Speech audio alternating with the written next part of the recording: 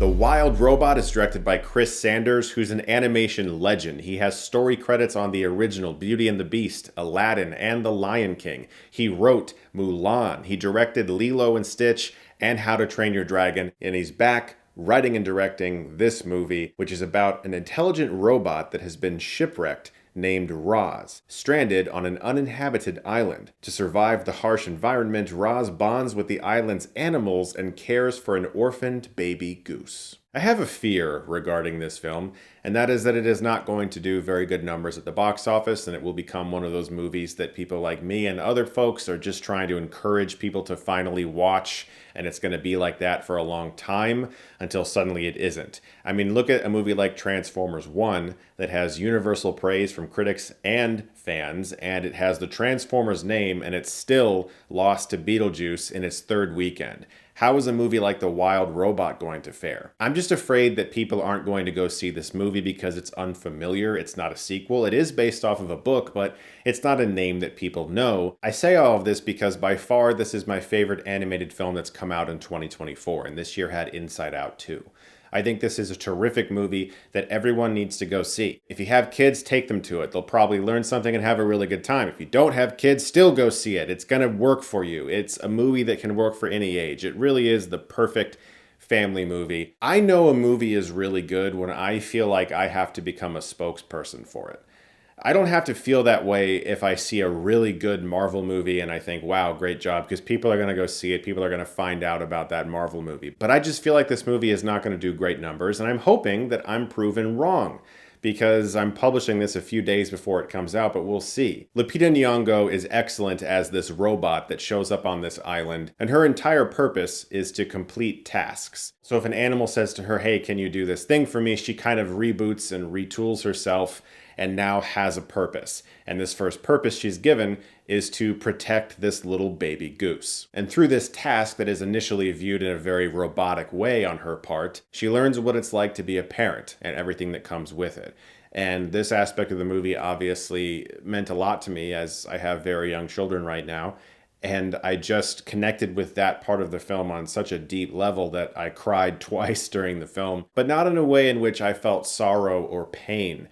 This movie really brought a lot of joy to me. I found it very uplifting, and it's gorgeous looking. I honestly feel kind of the way I felt after I saw Puss in Boots: The Last Wish. I just felt like, oh my God, people, go see that movie. This is like way better than you might think it is. And what I especially liked about it is that for a large portion of the movie, it actually does explore in a fairly realistic way, for a kid's movie, what a bunch of wild animals would be like on an island. And this includes the topic of death, losing a member of your family because they were eaten. This, of course, becomes important to the story later on, but I really like the exploration of those rather mature topics that some kids might be learning for the very first time. But on that theme of parenting, I really like the way the film handled the idea that a robot is given a task to take care of something, and all of its programming and all of its advanced tech, it can't figure out what to do. And she's constantly in these situations with this young goose where care is needed, where emotion and love is required to figure out what to do. And since she doesn't have any of those things, she's got to dig deep inside of her circuits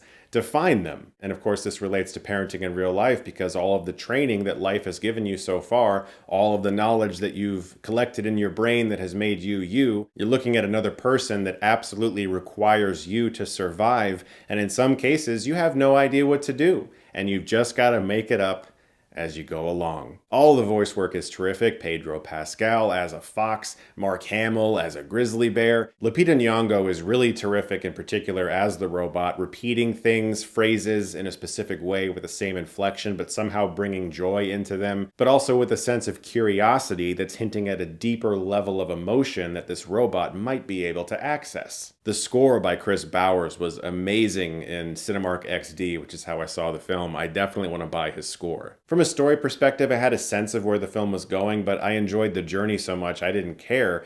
But along the way, we got to some of these story beats that perhaps were a bit expected in unexpected ways. And sometimes it did throw a curveball or two. So as I said earlier, The Wild Robot is probably my favorite animated movie of 2024. Obviously, the year's not over yet. There could be some other things that come out that impress me.